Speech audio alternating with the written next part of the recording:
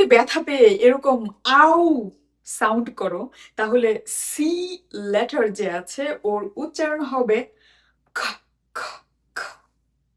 আর তোমার বন্ধু যদি তোমাকে এইভাবে ডাকে, এই এই, তাহলে সি এর উচ্চারণ হবে স, স।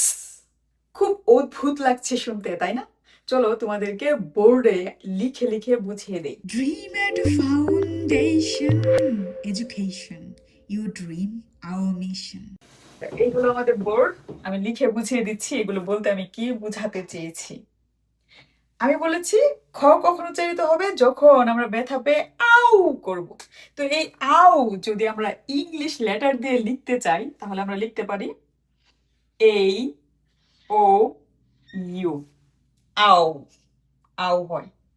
তো এই ও ইউ এর সামনে যদি সি আসে, তাহলে এর উচ্চারণ খ হবে। এটি আমি বোঝাতে চেয়েছি।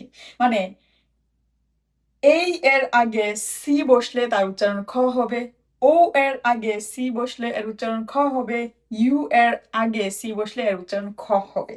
চলো কিছু উদাহরণ আমরা শিখে নেই। যেমন খ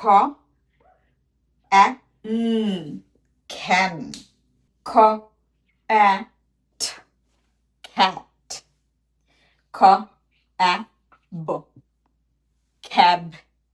সবগুলোর উচ্চারণ কিন্তু খ হয়েছে। এবার ও দিয়ে কিছু শব্দ দেখে নিই। খ অ খাট, খ ও ই খোন, খ ওই খই। তার মানে এই সবগুলো এখনো পর্যন্ত খই উচ্চারিত হয়েছে। এইবার ইউ দিয়ে আমরা কিছু শব্দ দেখে নিই। খ আ খাট, খ আ খাট। তো এইভাবে আমরা কিন্তু দেখলাম এই আও মানে এই ও ইউ এর আগে লেটার সি আসলে তার উচ্চারণ চেঞ্জ হয়ে কি হয়ে যায়, খ হয়ে যায়। আর কখন স উচ্চারিত হবে, যখন তোমার বন্ধু তোমাকে এই এইভাবে ডাকবে তখন স উচ্চারিত হবে।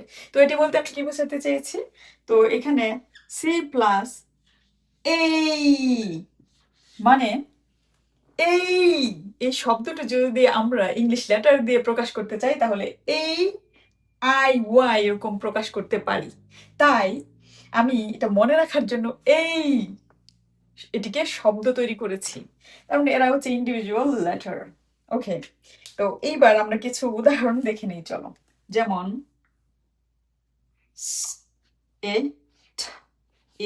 সিটি, এখানে আই এর আগে সি বসছে তাই এর উচ্চারণ হয়েছে স।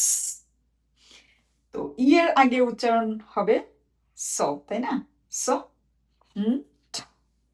ই এর আগে সি বসছে তাই এর উচ্চারণ হয়েছে স, মানে স্যান্ড। এবার আই, যেমন সি ওয়াই সি এল ই সাইকেল, এই সি ওয়াই এর আগে বসছে তাই এর উচ্চারণ হয়েছে স।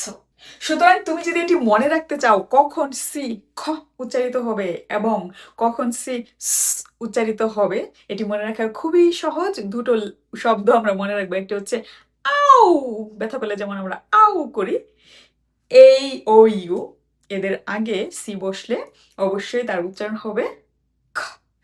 আর এই ই আই ওয়াই এই লেটারগুলোর আগে যদি সি বসে তার উচ্চারণ হবে স। আমরা সুন্দর একটি ট্রিক শিখে নিলাম। অবশ্যই এই ট্রিকটি কিন্তু বন্ধুদের সাথে শেয়ার করতে ভুলবে না। প্যারেন্টস এবং টিচারদের অনুরোধ করব, আপনারা যখন লেটারের সাউন্ড শেখাচ্ছেন, বিশেষ করে যেগুলো কনফিউজিং, এগুলো এরকম অ্যানালজি ক্রিয়েট করে শেখাতে পারেন। এতে আপনার সন্তান এবং ছাত্রছাত্রী অবশ্যই সেগুলো মনে রাখতে পারবে। আর ফনিক্সের যত এরকম কনফিউজিং রুলস আছে সেগুলো কিন্তু আমার বই গল্পে গল্পে ফনিক্সে পেয়ে যাবেন। সুতরাং এগুলো সম্পর্কে বিশদ ধারণা পেতে অবশ্যই গল্পে গল্পে ফনিক্স বইটি সংগ্রহ করতে ভুলবেন না। আর অবশ্যই ভিডিও শেয়ার করবেন যাতে অন্যরাও খুব দ্রুত এরকম ফনিক্সের বিভিন্ন রুলস শিখে নিতে পারে। Thank you. Dream at Foundation Education. You dream, our mission.